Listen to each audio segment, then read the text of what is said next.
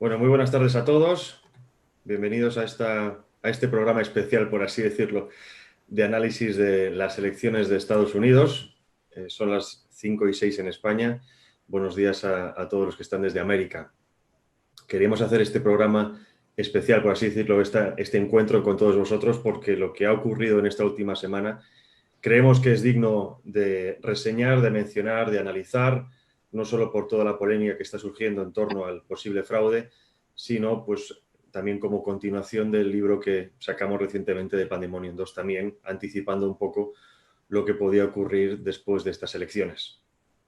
Vamos a estar en torno a entre hora y media y queremos precisamente remarcar la importancia que tiene esto para Occidente y tratar de llegar a ciertas conclusiones sobre medios de comunicación, el establishment político y dar ciertos apuntes de lo que pueda ocurrir en los días venideros. Recordemos que todavía, por mucho que los medios de comunicación hayan dicho que Biden es el vencedor, todavía no lo ha dicho la justicia.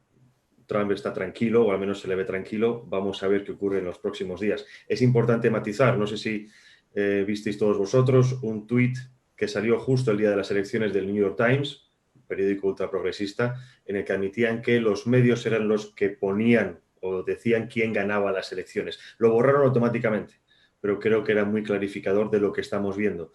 Medios de comunicación de todos los países occidentales, políticos, presidentes autonómicos en España, incluso políticos que no pintan nada, alabando y dando las gracias a Biden por esa presidencia, diciendo que va a ser estupendo para Occidente, que vamos a vivir años de paz. En fin, ya sabemos cómo es esta narrativa. Tenemos hoy aquí con nosotros a Carlos Polo, Carlos Beltramo, editores de Pandemonium. Muy buenas tardes, gracias por estar aquí. Tenemos a Miklos Lucas y Agustín, que obvio también les conocéis de sobra. Abro mesa, así que empezad a analizar por donde queráis y continuamos dando juego. Sí, bueno, yo por ahí quisiera y romper un poco lanzas con este tema, que básicamente lo que vamos a tratar de analizar ahora va a poder tener que ver un poco con el contenido de las políticas de cada uno de estos dos contendientes, que en realidad son dos grandes ideas a nivel mundial, y por eso la atención que se ha generado con respecto a las elecciones de Estados Unidos. Pero también quiero que lo centremos, y esto ya lo hemos hablado previamente y luego seguro que voy a ir fluyendo solo, en el papel que están jugando los medios en este momento, los medios en general, las redes sociales. O sea, yo les pasaba a mis compañeros un tweet, bueno, un pantallazo de Facebook. Para los más jóvenes, Facebook es una red que usábamos los viejitos, donde en el post que hacía Trump sobre algún comentario decía, como una aclaración del propio Facebook, a ver, lo voy a buscar para decirlo exactamente, pero algo así como, tengan en cuenta que que el ganador proyectado de las elecciones es Joe Biden, digamos, ¿no? Entonces, de alguna manera, ahí está, lo tengo acá, dice, Joe Biden es el ganador pronosticado de las elecciones de Estados Unidos 2020. O sea, yo quiero leer a Trump por la razón que sea, porque estoy loco, porque lo que sea.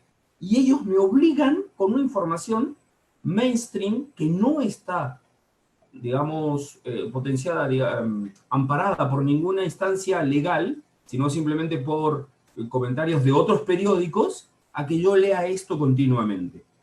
Si uno suma el papel que tuvieron previamente a las elecciones inflando, y el que no diga que inflaron las estadísticas a favor de Biden, es porque realmente ya quiere tapar el sol con el dedo, entonces no tiene mucho que hacer de audiencia para nosotros, digamos, ¿no? Inflándolo durante tiempo, haciendo que las tertulias fueran de 4 tertulianos, 3 pro Biden y 1 en contra de Trump. El día de las elecciones, entrevistando sobre todo a Biden, no sé qué, hasta las fotos que ponían los periódicos sobre quién iba ganando en cada estado, se notaba siempre, bueno, yo me fijaba, que es un trasfondo, ¿no? Pero que es un trasfondo potente, un Biden sonriente y un Trump así como cabreado, como con el gesto adusto, digamos, ¿no? Y ahora dejaron pasar el tiempo suficiente para poder generar un montón de expectativas y pum, lo lanzan todos juntos y ponen un presidente. Entonces, lo que más nos tiene que preocupar es que la supuesta democracia más desarrollada del mundo está claramente, o por lo menos, excepto que ella misma se libere de esto en los próximos días y el tema en la corte sea muy claro, pero claro, eso va a depender de muchas cosas y va a tener muchas repercusiones. Pero hoy en día, el gran mal pronóstico del asunto, esto un poco lo decía Agustín en su columna de la Gaceta, ¿quiénes son los perdedores? Son los medios, pero fíjate, Agustín, que al final van haciendo los ganadores, porque dice, a mí me importa un porno haber perdido, haber sido yo, el canalla que no le atiné a una sola encuesta, a 10 días después de las elecciones ya lo pongo otro presidente. O sea, dense cuenta que más allá del corazoncito de Trump o de Biden, es que da igual. Es que estamos en manos de Ted Turner, de Murdoch y de todos estos, para empezar a hablar, y seguro que Miklos nos dirá algún prontuario más de más personajes ahí dando vuelta. Entonces, creo que lo que nos tiene que preocupar, por lo cual tenemos que seguir adelante, tratando de hacer una contranarrativa de ya es Biden presidente o ya ganó, porque acá ya ganó, está proyectado, ganó el pasado, ¿de acuerdo? O sea, nosotros en el libro que escribimos con Carlos Polo hablamos de validación de insumos. Básicamente lo que están haciendo estos tipos en la mente de mucha gente buena es validar el insumo, ya no se pasa a otra cosa, ya ganó y no importa las acusaciones de fraude o todo lo demás. Entonces, eso es lo que más nos tiene que preocupar porque eso es lo que va a quedar para el futuro, la nueva época. La nueva época ya no va a tener en los estados nacionales ni supranacionales, incluso hasta las Big Tech que no sean de esta tendencia de comunicación, van a estar supeditadas a lo que digan ellos. A mí me parece muy preocupante. Se ha estado compartiendo estos días, habéis visto seguramente las elecciones que fueron de George Bush hijo y Al Gore, en la que también supuestamente ganó Al Gore después de toda esa campaña mediática medioambiental y al final acabó ganando George Bush. Así que, como decíamos y como he remarcado ahora, creo que es importante entender que todavía no está terminada las elecciones, que hay mucho fuego todavía y que Trump va a dar combate hasta el final. Yo quiero hacer un pequeño apunte de lo que dice Carlos, que me parece muy interesante. Cuando yo digo que los medios han perdido, o que las encuestadoras han perdido, o que las redes sociales han perdido, no me refiero a que hayan perdido en su propósito final de colocar a un presidente en los Estados Unidos, sino que han perdido la función que nosotros le adjudicábamos, que los ciudadanos le adjudicábamos en Occidente. La función que un ciudadano normal le adjudica a una encuestadora es la capacidad relativa de pronosticar el resultado de una elección. Bueno, ya creo que para mucha gente, y si esto no es así, es que realmente estamos rodeados de gente muy tonta, pero en principio yo supongo que la gente se dará cuenta que a las encuestadoras no se les paga para pronosticar una realidad, sino para fabricarla. Lo mismo con los medios. Digo, ¿alguien hoy puede en Estados Unidos creer que los medios cumplen una función de informar a la gente, a la ciudadanía? No, yo creo que los medios han perdido esa función de imparcialidad, objetividad y ética periodística y se han revelado como el actor político que, ojo, siempre han sido. El problema es que ahora tuvieron que mostrar sus colmillos del verdadero tamaño que siempre han tenido, porque la cosa estaba muy dura, ¿no? Es decir, si no hacían una campaña mediática desde antes de que Trump asumiera hace 4 años, porque cuidado, esto no es nuevo, esto no es bueno, hicieron una campaña en los últimos 3 meses, o desde George Floyd, no, la campaña viene desde las primarias del Partido Republicano de las elecciones para el 2016, desde ahí que viene la campaña anti-Trump. Y obviamente una campaña que se extiende durante todo su mandato, con cosas enormes como el supuesto apoyo de Rusia y la intervención de Rusia, hasta cosas minúsculas como, por ejemplo, no sé si ustedes lo han visto, los medios de comunicación en Estados Unidos denunciando que Trump mata a los peces porque arroja a un estanque con carpas en China mucha comida y cortando, editando, que esa es la forma en la cual se alimenta a esos peces, porque previamente el mandatario chino hacía lo propio, ¿no? Entonces, desde lo más minúsculo a lo más geopolítico, los medios han tenido un rol crucial, no en estas elecciones, sino desde hace ya años. Solamente que en estas elecciones yo creo que ya ha quedado claro, o esto quizás sea una esperanza mía, no lo sé, pero creo que ya ha quedado muy claro a tal punto que vos mismo, Javier, lo has dicho, The New York Times ha dicho que ellos son los que ponen o sacan a los presidentes. Y de hecho ha habido una autocrítica de uno de los corresponsales, uno de los periodistas, me parece que del New York Times, que dice, bueno, no estamos cumpliendo los medios con nuestra función, que es la de informar al público, etc.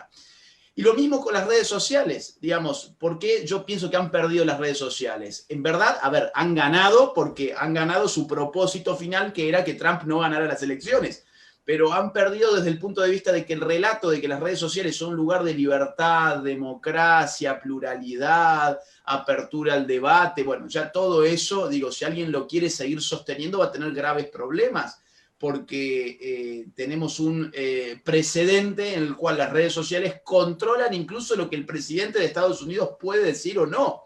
En el fondo, y cierro con esto, creo que lo que estamos viviendo, digamos, con el caso de Estados Unidos es mucho más grande de lo que pensamos. Creo que lo que nos revela es que las categorías con las cuales analizamos la política, que tienen 2 siglos por lo menos, 3 siglos incluso, ya no corren más.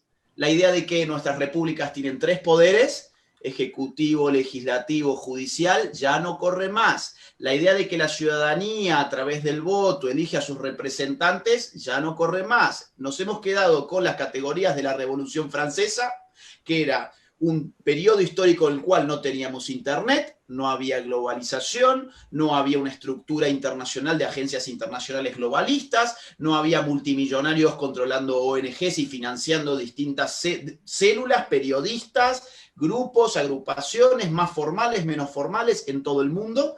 Entonces, me parece a mí que las categorías que hemos usado hasta hoy ya han quedado totalmente viejas. Y cierro con un ejemplo. Suponte vos que mañana la Corte Suprema de Justicia de Estados Unidos dice, sí, en verdad acá hubo un fraude, digamos que acá está confirmado, Biden no es presidente, y ahí vas a ver chocar 2 poderes, el poder mediático y el poder judicial. ¿Quién pensás que va a ganar esa contienda? Si yo tuviera que apostar, apostaría por el poder de los medios de comunicación, que ya han instalado una narrativa, que es una narrativa sustancial, que es la que Biden ya es presidente de los Estados Unidos, y frente a eso, tener la voz de 7 o no sé bien, son 5 jueces, 5 o 7 jueces en la Corte Suprema de Justicia de Estados Unidos, se me fue el número. 9. 9 jueces frente al imperio multimediático global, porque ni siquiera son los medios solamente de Estados Unidos. ¿Quién va a ganar esa disputa? ¿Y cuál es el efecto político que desencadenan esos medios? ¿Y cuál es el efecto político que desencadena un supuesto o un eventual fallo de la Corte Suprema de Justicia? Acá estamos enfrentando la materialidad de la política, que está del lado de los medios de comunicación, y la mera formalidad de un texto que ya no vale nada, porque, insisto, nuestros modelos de estados constitucionales, republicanos, liberales y democráticos apelan a categorías que ya no funcionan más, que ya no se condicen con la realidad.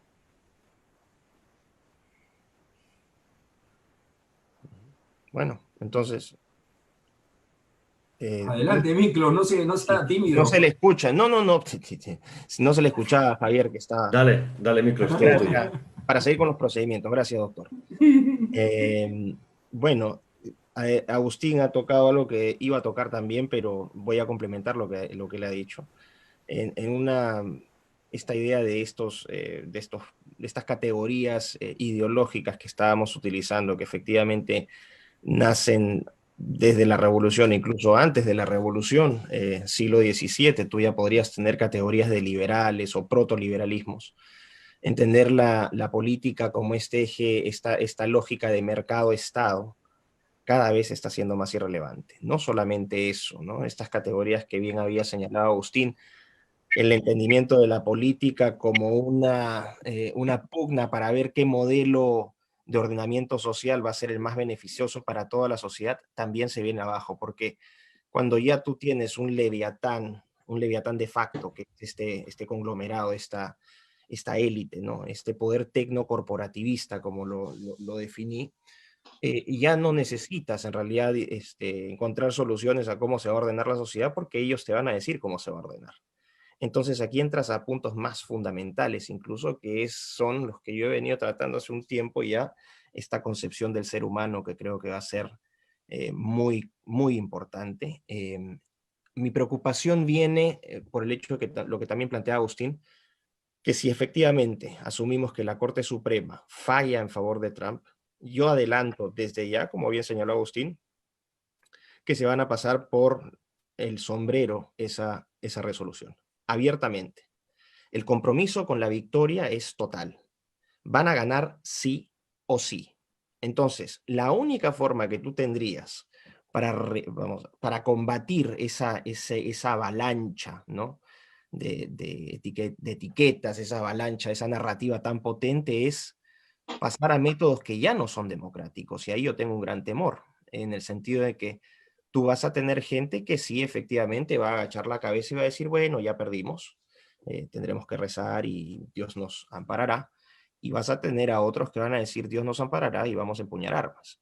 O sea, yo no quiero poner un escenario apocalíptico, pero estoy casi convencido que vamos a tener, esto no acaba ahora y que creo que hay altas posibilidades de conflictos bastante violentos dentro de Estados Unidos. No sé de qué escala van a ser, pero sí podría uno proyectar de manera lógica estas reacciones. Eso es muy preocupante.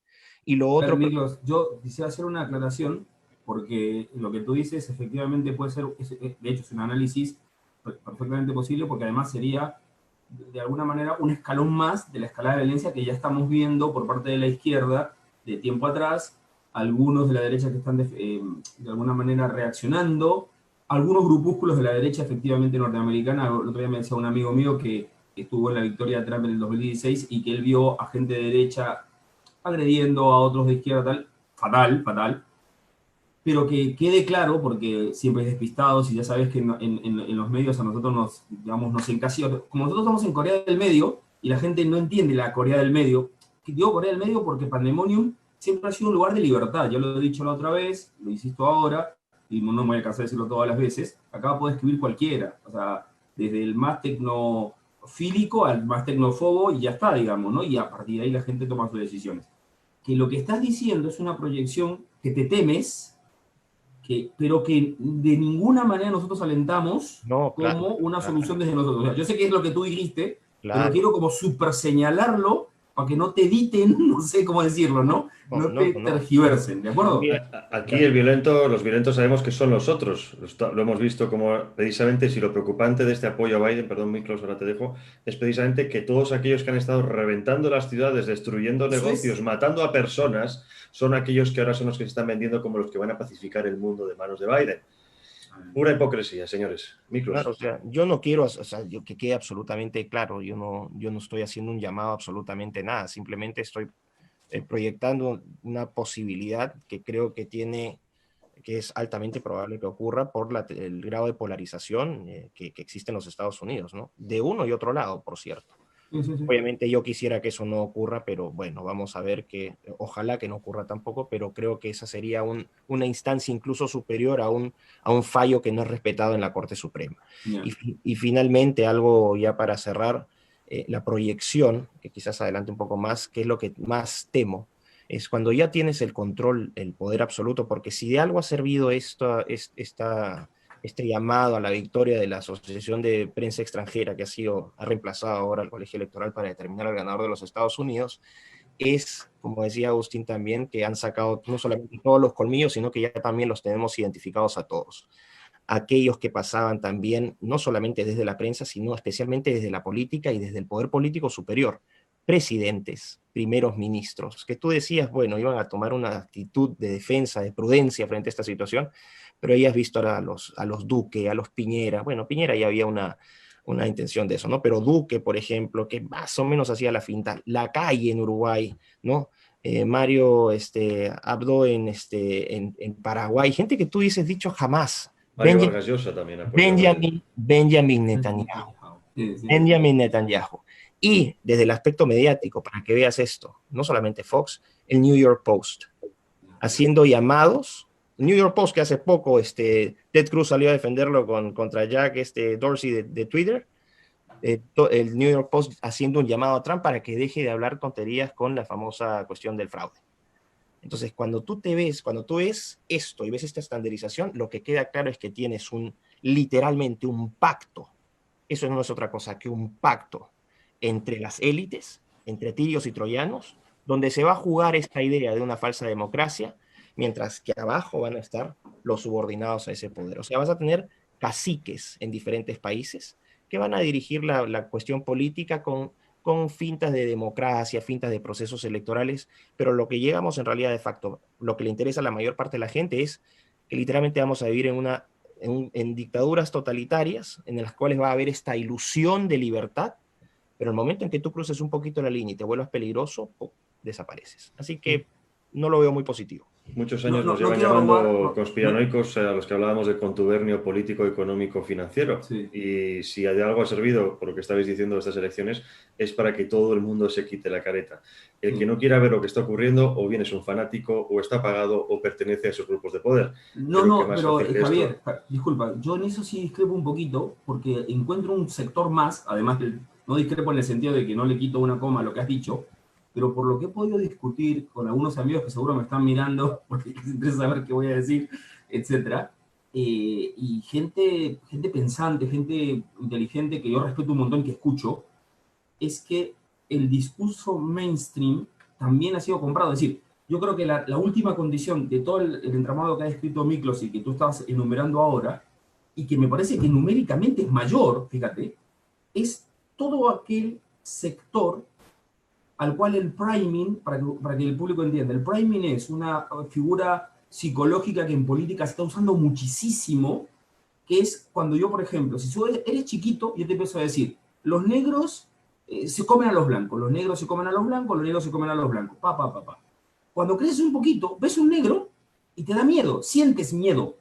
¿Por qué? Porque te hicieron el priming, mi esposa que es psicóloga lo explica, son atajos cognitivos, en una época en la cual pensamos poco, buscamos muchos atajos cognitivos, digamos, ¿no?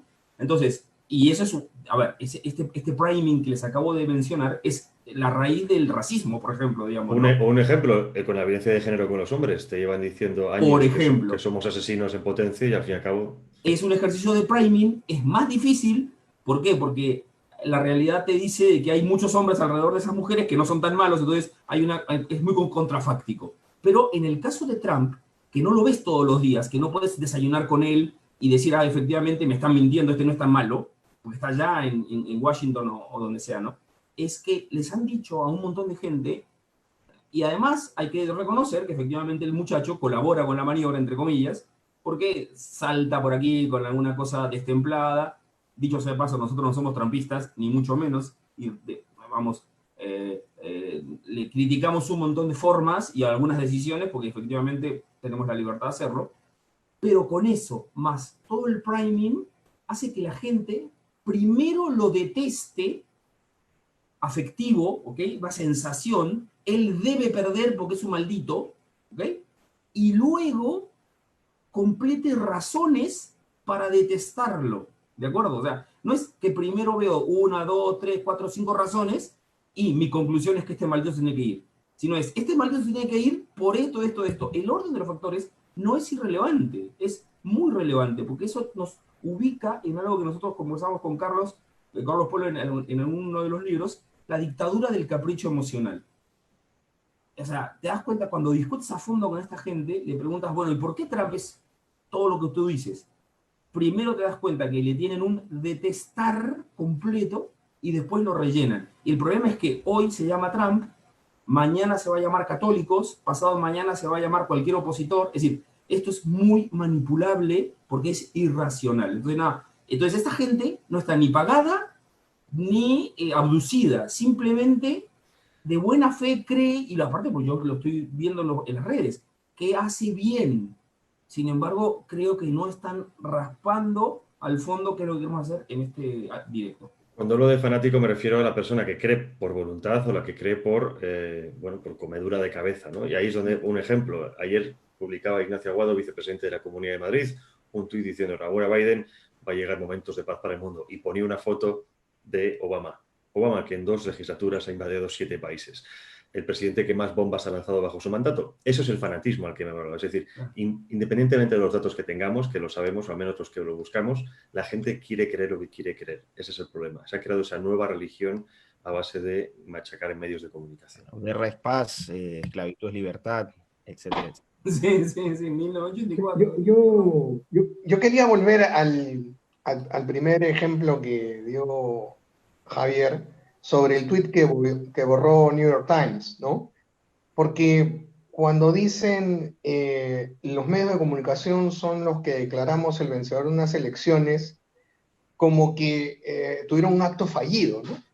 El acto fallido de decir en realidad lo que ejercen y lo que quieren ejercer, el rol que quieren ejercer, y evidenciar algo que estaría de alguna manera vedado, ¿no? Porque a ellos les corresponde informar y entonces se les escapó lo que en verdad pretende.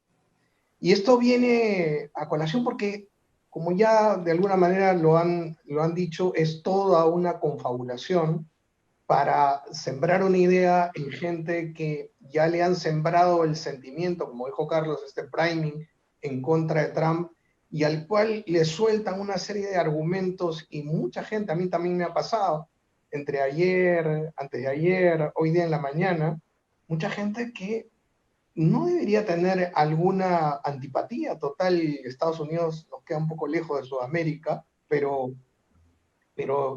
se comprometen con pasión, emocionalmente contra Trump, y luego compran la idea que les venden los medios de comunicación, las redes sociales y todo este aparato que se está construyendo, ¿no? Pero voy un poco más allá porque los medios son una parte de esta confabulación y los grupos políticos a los que hacen referencia van construyendo ese quiero hacer lo que me da la gana e imponérselo a los demás, que hablaba muy bien Carlos de esta dictadura del capricho emocional. Y entonces, fíjense que quiero llamar la atención sobre otra cosa, ¿no? Apenas se estaban barajando los resultados en la noche del martes, el discurso era contemos hasta el último voto. Entonces, claro, la gente común y corriente dice contemos hasta el último voto, claro, importa cada voto, importa la libertad en democracia, importa que en la democracia todos voten, todos los votos deben ser contados. Uno va creyendo en ese discurso y luego que aparecen todos los fraudes, tenemos esta imposición del resultado en todos los medios de comunicación de todo el mundo y ya no importa que cuenten hasta el último voto. Ante la evidencia de que hay más votos que votantes, boletas que vienen solo para Biden y ninguna para Trump por correo, y tantas otras cosas que hemos visto con video y hemos visto claramente que ha habido un fraude, ya no importa que contar hasta el último voto. Hay órdenes de recontar los votos en algunos estados, pero ya lo nombramos a Biden, y 3 días después, el contemos hasta el último voto se convierte en la antítesis del capricho emocional de los que le quieren imponer al resto del mundo sus decisiones. Yo creo que el peor escenario, como decía Carlos, no es que gane Biden o que pierda Trump o viceversa. El peor escenario aquí es que pierdan las libertades fundamentales en todo el mundo, que es lo que dijimos desde la primera publicación de Pandemonium 1, el recorte de las libertades fundamentales, el ejercer un control total con la excusa de la pandemia, y escogimos el segundo número de Pandemonium porque creíamos que en la coyuntura de las elecciones de Estados Unidos nuevamente iba a aparecer gráficamente esta amenaza del control total, y no nos equivocamos. Hay otra cosa también interesante, te dejo paso, Agustín.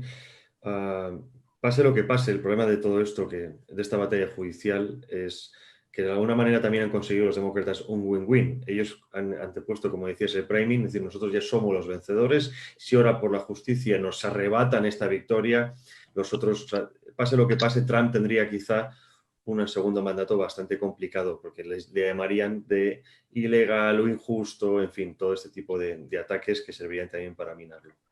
Agustín. Sí, a ver, varias cosas, digamos, han dicho cosas súper interesantes y yo venía pensando mucho en cosas que iba escuchando de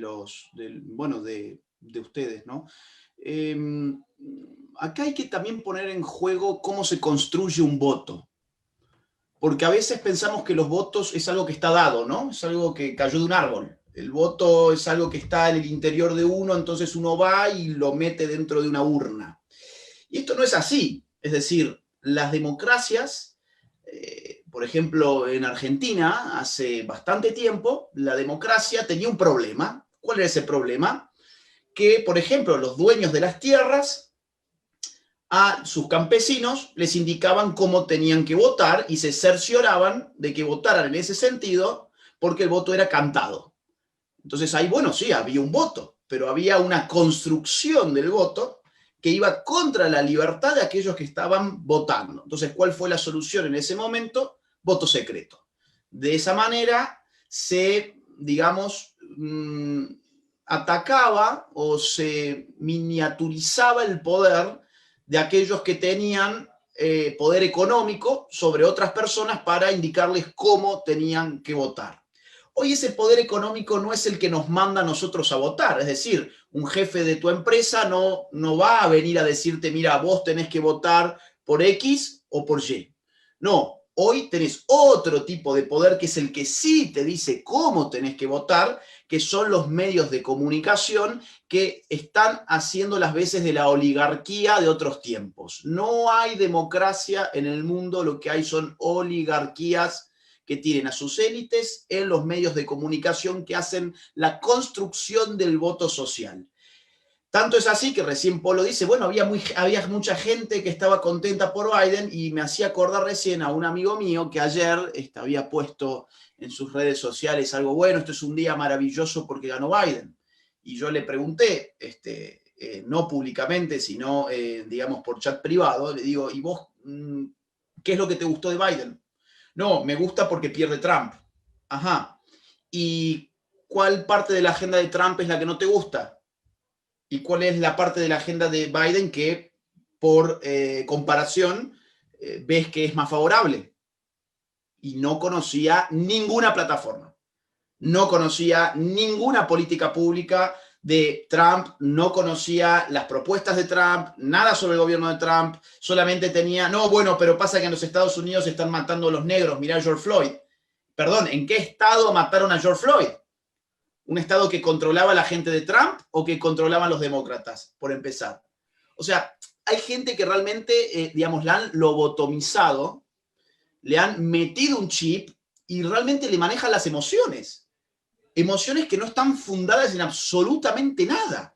Emociones en qué bueno ganó Biden. ¿Por qué es bueno? Porque perdió Trump. ¿Y por qué es bueno que pierda Trump? Ahí ya no sabes. Y ahí te das cuenta lo que Carlos decía, el priming, ¿no? Trump es malo, Trump es malo, Trump es malo, Trump es malo, durante 5 años. ¿Y qué pasa? Claro, cuando le ganan a Trump, es algo bueno, porque le ganaron al malo. Hasta ese punto llega el priming. Entonces, lo que hay que poner ahora en cuestión, me parece a mí, es otra vez, y vuelvo a lo mismo. ¿Hay democracia donde vos tenés usinas de poder que manipulan a tal forma, a tal magnitud la opinión pública como para poder construir votos y como para poder incluso legitimar irregularidades? Porque más aún, cierro con esto para no hacerlo tan largo, pero yo creo que se puede analizar la pérdida de poder de Trump en función de las censuras en Twitter. Vos vas viendo que cuanto más cerca está Biden de ser proclamado ganador de las elecciones, más tweets se les van censurando a Donald Trump. Esa gráfica de más censura a menos poder puede terminar en lo que ya están pidiendo ahora, que es borren la cuenta de Twitter de Trump. Ahora supongamos que el equipo de Trump consigue pruebas irrefutables, que dicho sea de paso ya las hay, ya las hemos mostrado incluso muchos de nosotros, por ejemplo, votos de muertos, votos de personas que tendrían 120 años si estuviesen vivas, por ejemplo, software que funcionaron mal y dieron miles de votos a uno cuando en verdad eran votos para otro, o errores de tecleo que terminaron haciendo 140.000 votos para Biden y 0 para Trump de un instante a otro. O sea, a ver, negar las irregularidades es propio de un tonto. No, porque Estados Unidos es Estados Unidos y entonces en Estados Unidos no puede haber fraude porque Estados Unidos es la democracia más maravillosa del mundo. Falacia de autoridad, argumento tautológico, además. en Estados Unidos no puede haber fraude porque es Estados Unidos, totalmente circular. Pero con esta lógica Perdón, es que Agustín, están y que llevando además- adelante todo esto.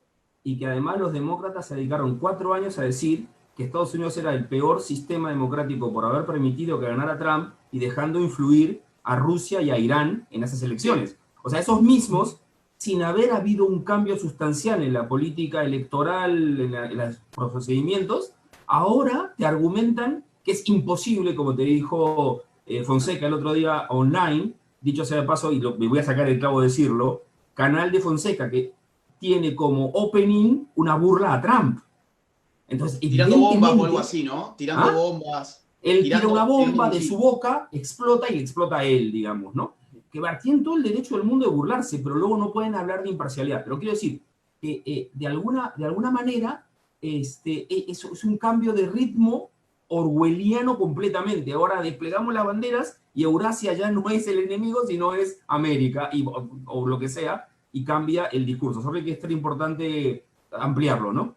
Sí, y ahora vamos a suponer que Trump encuentra, no sé, videos de los demócratas, de Joe Biden, vamos a suponer un caso absurdo, pero digo, para llevarlo al extremo, para darnos cuenta de cuál es el argumento, ¿no? Supongamos que el equipo de Donald Trump consigue un video de Joe Biden yendo él con una urna con miles de votos para meter en Wisconsin, vamos a suponer, o en Michigan. Y bueno, y la campaña de Trump lo quiere hacer público. ¿Y quién va a querer hacer público eso? Claro. Hoy, cuando Trump ya no tiene poder, hoy Trump ya no tiene poder en Estados Unidos.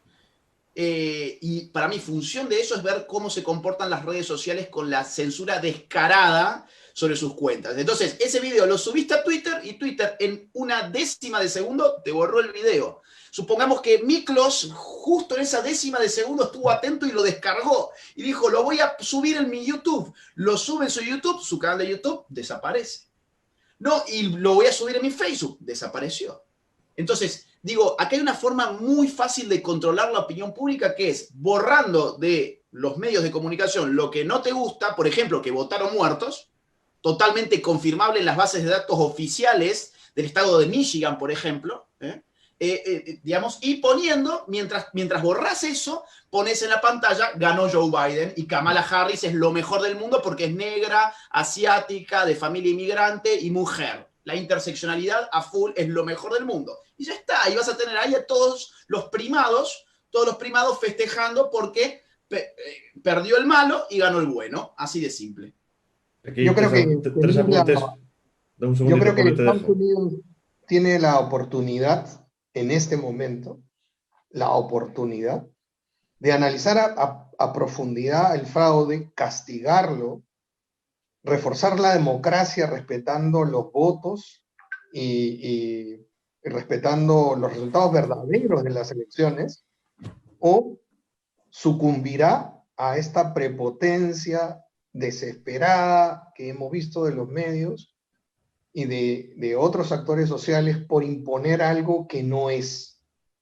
Pasar de un discurso de contemos los votos a no contemos los votos, el sistema electoral no sirve, al sistema electoral es sagrado y hay que respetarlo, pasaremos al poder del más fuerte en Estados Unidos. Y también tendremos una oportunidad cada uno de nosotros de, este mundo personal que cada uno tiene frente a lo que pasa en el mundo, de poderse plegar, aceptar esta imposición o rebelarse frente a ella, ¿no? Porque, como decía Agustín, ya pues uno va a tener problemas graves de intelección, de comprensión, de análisis, si es que se come y permite o se allana frente a este gran fraude. Y el mundo así va a ser un mundo caótico. Eso es lo que está pasando ahora en Estados Unidos. Hay 3 puntos de lo que habéis dicho. Es importante lo que decía Agustín. Vivimos en un mundo en el que los medios de comunicación de masas dictan lo que hay que pensar y la extrema dependencia de ellos. Es decir, si no, ellos no te sacan, tú no existes.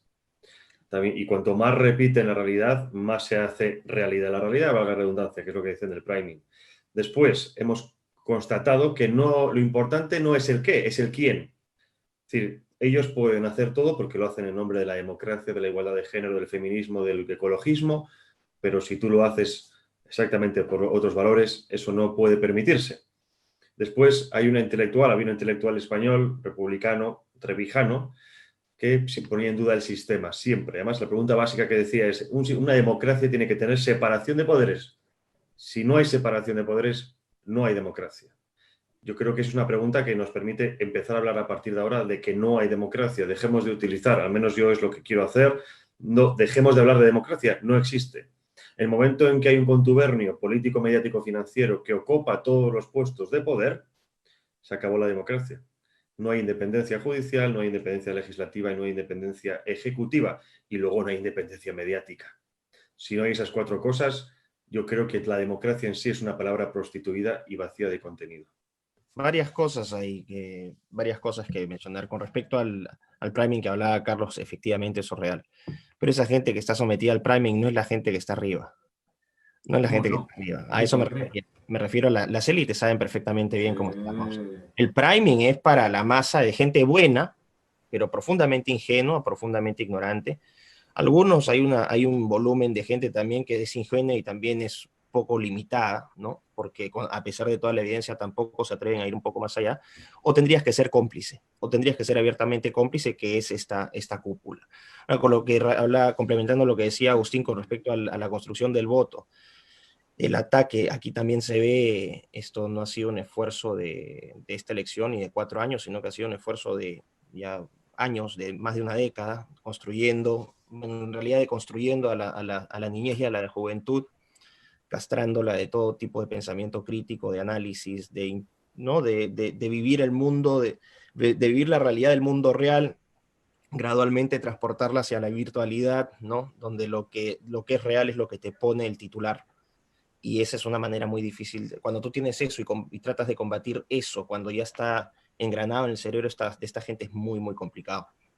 Ahí también va el tema, por ejemplo, de la destrucción de las estatuas, que es borrar todo resabio de historia, de pasado común. Es la creación literalmente de un nuevo espacio, de un nuevo, no me gusta usar la palabra porque pero vamos a decir el nuevo orden mundial, vamos a ponerlo en ese estilo, ¿no? Se viene algo completamente diferente. Esta abolición de la democracia que tú mencionabas, es abiertamente la abolición de la democracia, pero no solamente de la democracia entendida como una competencia política, sino también de la reingeniería del sistema económico, que esto es muy importante. La destrucción de la competencia económica, del capitalismo, porque lo que vamos a ir viendo, y yo tengo, esto es una hipótesis, no es que esté diciendo que esto va a ocurrir, me lo va a tener que probar el tiempo, pero mi hipótesis es que vamos a ir tendiendo hacia oligopolios en diversos aspectos, ¿no? Oligopolios en el sector transporte, en el sector alimentos, en el sector económico, financiero, en el sector de mercados, de automóviles, etcétera, etcétera. Van a ser muy pocos los que van a ir concentrando el poder económico y de ahí a las masas habrá pues que darles su renta básica universal, mantenerlos ocupados. En el transcurso del tiempo, lo más probable, esto también es una hipótesis, pero creo que estoy atinando, viendo cómo han ido las cosas, es con esta idea de sostenibilidad, esta idea del reseteo, ¿no? de la nueva normalidad, donde tenemos que cuidar el ambiente. Las palabras clave aquí son inclusión, equidad y sostenibilidad. Entonces tienes un colectivismo, un medioambientalismo zurdo, para ponerlo en términos sencillos para que la gente lo entienda. Por favor, vamos a reducir el consumo porque consume mucho nuestro planeta, nos lo están haciendo leña, queremos ver nuestras ballenas en el Cabo de San Lucas desde nuestros costosísimos yates sin tanta plebe, molestan, entonces vamos a moverlos a las ciudades inteligentes. Si te fijas, por ejemplo, un caso de estudio en California, donde empiezan a aparecer estos incendios así de la nada, ¿no? Veías el mapa, México no tenía nada. California, desde Washington hasta San Diego, todo estaba incendiándose. Y los incendios eran en las montañas que estaban cerca de la costa. ¿Por qué? ¿Por qué Los Ángeles se está volviendo tan caro? ¿Por qué quieren aumentar impuestos? Porque lo que están haciendo es empujar a la plebe hacia el interior. Aquí lo que estás generando son literalmente colonias de ricos, de mega ricos. Eso se llama gentrificación. Exactamente. Gentrificación, donde lo que estás haciendo ahí es literalmente reconstruir también la arquitectura, el urbanismo, ¿no? La forma como se conforma. Es decir, hay una cantidad de implicancias aquí a nivel de consumo, lo que pasaba hace poco y lo puse. que el primer ministro francés prohibió el consumo de productos no esenciales. Ahora, la pregunta es, ¿quién define qué son productos no esenciales? Y aquí, cuando te están limitando no solamente la iniciativa privada, porque te cerraron, te mandaron a obligar, te mandaron a cerrarte a tu casa, a ponerte el bozal, no puedes producir nada, no puedes vender nada, la gente está literalmente perdiendo todos sus ingresos, los valores de las propiedades están yéndose al piso, es decir, literalmente es una agenda de opresión económica para generar una total dependencia del Estado. Y cuando tú tienes eso, tus opciones de consumo también te las empiezan a reducir, porque al reducir tus opciones de consumo estás atacando supuestamente menos el ambiente, tienes que producir menos. Entonces estás simplificando cosas. Y aquí lo que vas a tener finalmente es, y no me, espero equivocarme, pero creo que no va a ser así, que poco a poco, con el paso de los meses, años, vamos a ir viendo una disminución en las opciones de productos que vamos a ver en vitrina, de cosas que podemos comprar, y la estandarización realmente de toda esa producción en términos alimentarios, en términos de vestimenta. No quisiera ser tan pesimista, pero es que realmente el poder que maneja esta gente, y si uno ha estudiado y analiza su visión de futuro, su visión de progreso, es esa visión de progreso que ya hablaba este personaje que alguna vez mencioné, incluso que en un vivo con Agustín hace tiempo, Alex Pentland y la física social. Estos panales, estas colmenas de hormigas, ¿no? Manteniendo pues hasta que reduzcamos la población y bueno, ya sea más manejable el planeta. Yo quiero hacer como tres puntualizaciones, después ser muy breve. Primero tomo lo último que dice Miklos, porque, a ver, y ya esto lo hemos conversado con Miklos varias veces, y como estamos mucho en confianza, se puede poner totalmente en desacuerdo y hasta molestarse en público conmigo, que realmente sería fantástico para que vean en público lo bien que nos llevamos en este grupo, pensando con cosas diferentes, pero alguien puede pensar que el discurso de Miklos es conspiranoico, digamos, ¿no? O sea, porque hay una gran conspiración súper férrea, y ahí va la palabra que yo quiero quitar de la mente de la gente que lo acaba de escuchar, porque el problema de Miklos, el problema entre comillas, es que él ata tantos cabos tan interesantes que alguien puede decir, y entonces hay una persona arriba de todo esto. Pero resulta que en realidad esos cabos, que efectivamente están bien amarrados, yo en eso no puedo discutirlo, yo creo que el público por eso queda un poco perplejo, no necesariamente tienen a alguien, ¿ok? Superpoderoso, porque eso sería adjudicarle a una persona un poder casi divino. Es el consenso, ese es el problema. Es el consenso, son un montón de pequeños alienitos, pequeños me refiero a Zuckerberg, al de Tesla, no sé qué, a Ted Turner, que todos van coincidiendo en la agenda y cada uno va haciendo su partecita. Y que lamentablemente observamos que todo eso va hacia un lugar. Entonces, claro, están conspirando, o a lo mejor no, pero ¿cuál es la conspiración? Y lo dijo bien claro Miklos al principio. Esto se remonta hace 15 o 20 años en la educación, obviamente que más, ¿no?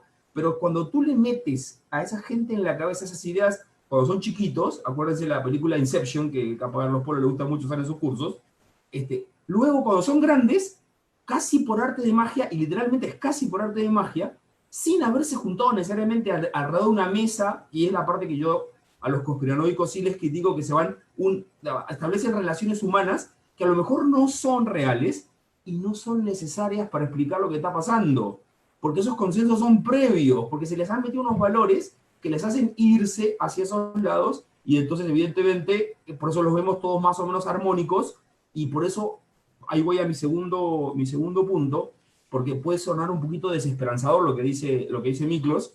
Hay que tragar esa medicina. Miklos, no dejes de decirlo, evidentemente, digamos, ¿no? Solo que, bueno, junto con eso, a mí me toca, como yo soy, mi jefe en mi trabajo me dice que soy una especie de optimista crónico y redento, digamos, ¿no?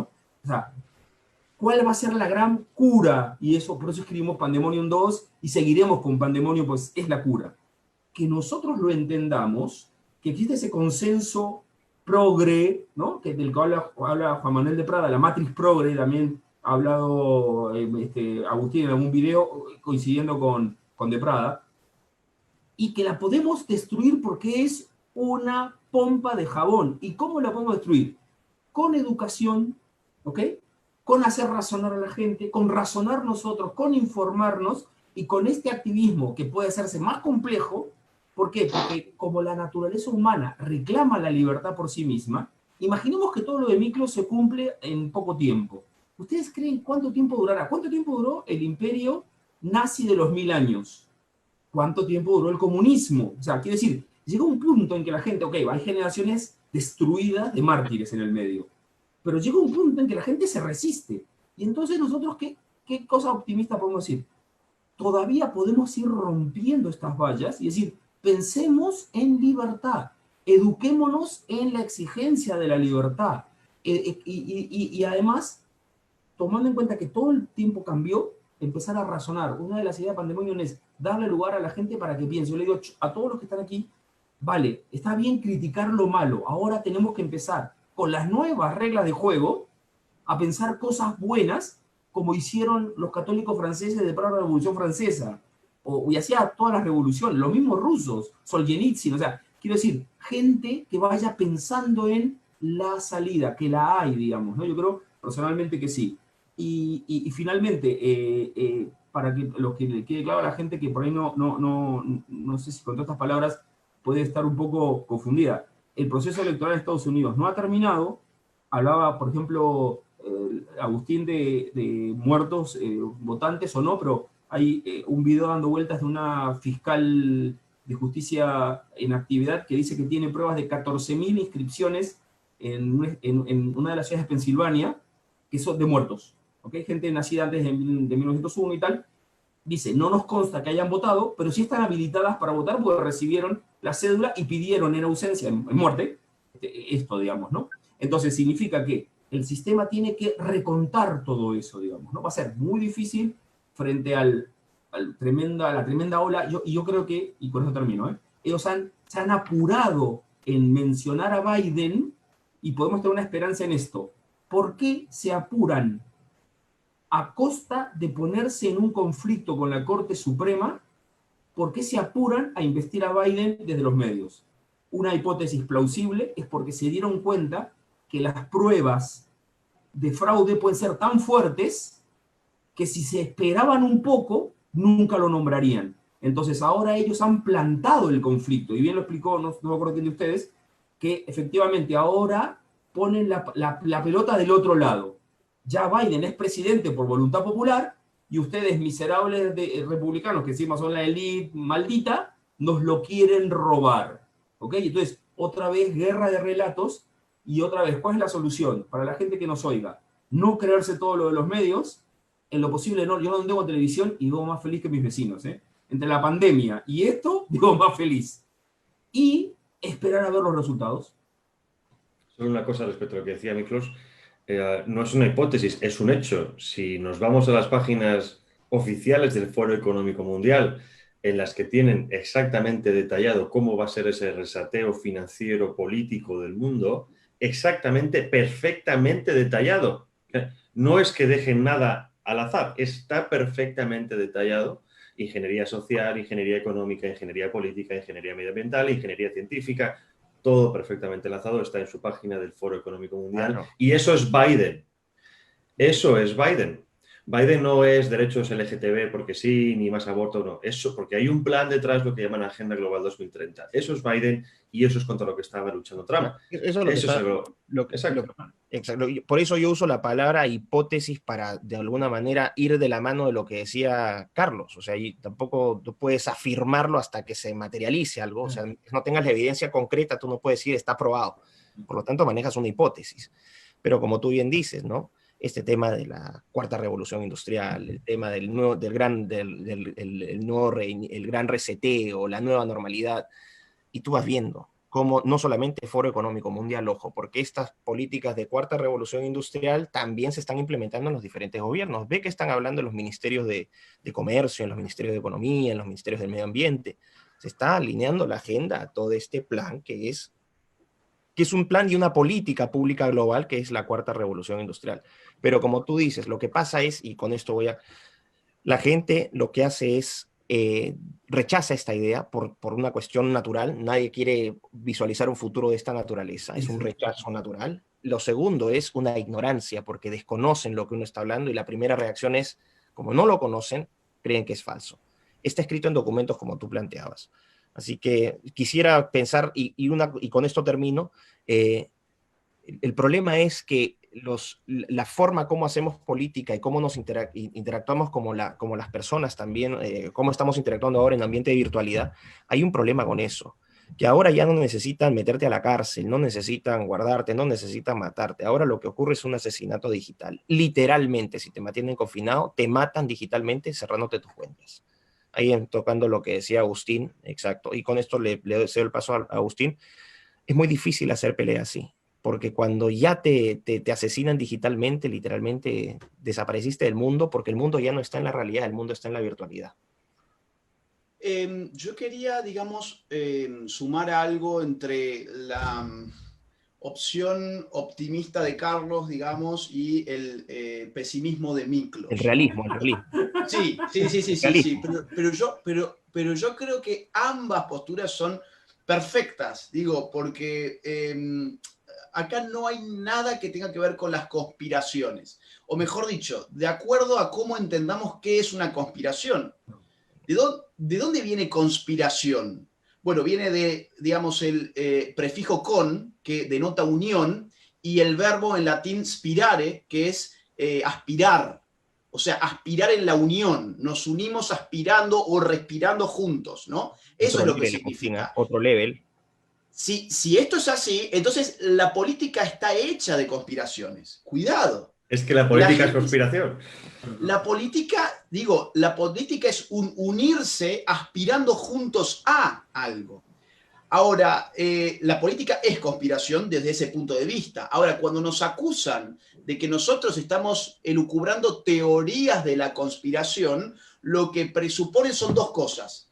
Número uno, que en la política no existen conspiraciones, o sea, juntarse en un espacio no transparente a lo público, donde se lucubra un cierto plan organizado, más o menos articulado, cosa que de eso va a la política, solamente que nos han vendido tanta transparencia que hoy llegamos a pensar que la política es lo que nos ponen en CNN y la política no es lo que nos ponen en CNN. Eso en todo caso es el teatro de lo político, esa es la espectacularización del escenario político, nada más. Los intereses políticos corren en otras usinas que no están en el ojo público, no hay un gran hermano de la conspiración. Pero por otra parte, cuando nos acusan de tener teorías de la conspiración, ellos yerran, porque nosotros nunca hablamos de lo que se dice en ese espacio de secretismo, porque si no, no fuera secreto. Lo que Miklos está diciendo, y lo que ha dicho Javier, y lo que ha dicho Carlos, y lo que he dicho yo también, son las cuestiones que están publicadas. O sea, lo que nosotros estamos afirmando ni siquiera pertenece al mundo de la conspiración. Hay que ser tonto para pensar que la política no va de conspiración, pero hay que ser tonto también para pensar que uno puede saber lo que se está conspirando, porque si no, no sería una conspiración. Nosotros hipotetizamos sobre lo que ya se ha dicho públicamente en agendas que son públicas. Digo, ninguno de nosotros se metió, no sé, de espía al Club Bilderberg o al foro de Davos o a no sé dónde, no. Ahí está la Agenda 2030, como dice Javier, está pública, léala a quien quiera leerla. ¿Quieren irse más atrás? Bueno, el informe Kissinger, que se desclasificó en los 80 por leyes de transparencia pública de los Estados Unidos. Léalo quien lo quiera leer. La conferencia de población de la ONU del 94 en el Cairo, donde se pide reducir la población mundial y donde se pide legalizar toda la agenda de género para el año 2015. Esto está en los informes de la propia página de la ONU. Entonces, ¿de qué conspiración están hablando si la conspiración es un aspirar juntos en secreto? Todo esto es público, no es secreto. Entonces, cierro con esto. Miklos no está haciendo ninguna teoría de la conspiración, sino que entiende que en la política hay una dimensión de conspiración que, sin embargo, no podemos penetrar, pero sí podemos conocer lo que ha sido publicado. Y por otro lado, lo que Carlos dice me parece fundamental, que es, bueno, hay muchas cosas por hacer todavía. Frente a este gran poder que parece que nos aplasta, hay cosas para hacer, porque si no, la verdad, creo que ninguno de nosotros estaría perdiendo el tiempo acá. Ni estaríamos perdiendo el tiempo escribiendo para Pandemonium y simplemente nos dedicaríamos a vivir una vida mucho más tranquila, ¿no? Prometo 30 segundos. Lo que dice Agustín es, tienes las opciones, o sea, usamos la evidencia de ellos. Ellos han proporcionado, ellos han elaborado los documentos, nosotros no estamos creando acá un plan, efectivamente. Entonces tienes dos opciones. O te dan la papilla de CNN, que ya está digerida, regurgitada, sazonada, ¿no? Y toma, baby, ahí está, empújatela, ¿no? Y ahí está, para que estés contento. o lo otro es te damos los ingredientes para que tú cortes tu zanahoria y empieces tú a darte cuenta cómo es la cosa. Eso nomás. Este fin de semana he estado mucho con María Himalaya. María Himalaya es una ex enfermera abortista, se convirtió en Nepal con la Madre Teresa de Calcuta. Y en una conferencia a jóvenes, para motivarles posibles líderes políticos del día de mañana, nos decía que hemos callado demasiado, que hay que dar testimonio. Digo, resumiendo lo que estamos haciendo. Nosotros estamos dando testimonio de lo que hemos visto, de lo que entendemos, de lo que analizamos. Hay muchas cosas que hacer, pero si no somos capaces primero de informar de lo que viene, la gente no va a comprender lo que le está ocurriendo. Eso es principalmente por eso hicimos Pandemonium 1 y Pandemonium 2. Es decir, como bien ha dicho ahora Miklos, dar los ingredientes, o como se suele decir, yo te enseño a pescar, no te doy el pescado para que no dependas de mí. Dar los ingredientes, dar las herramientas para que el público pueda entender qué es lo que está ocurriendo, porque todo está perfectamente diseñado. En política no hay nada fortuito ni casual y todo sigue un plan. Otra cosa es que luego lo queramos entender o no lo queramos entender o no lo veamos, cada uno lo vea de manera diferente, pero es que todo está ahí. Por eso hay que dar testimonio. Estamos llamados a dar testimonio de lo que está ocurriendo. Se suele decir en español, lo decimos, el que avisa no es traidor. Nosotros estamos avisando. Que nadie nos diga después que no pusimos nuestro granito de arena. Ahora bien, todo lo que nos estáis viendo, ¿qué podemos hacer? Eso es lo que cada uno tiene que plantearse en función de sus capacidades, en función de sus oficios. Pero si callamos, la victoria nunca llegará a nuestras manos.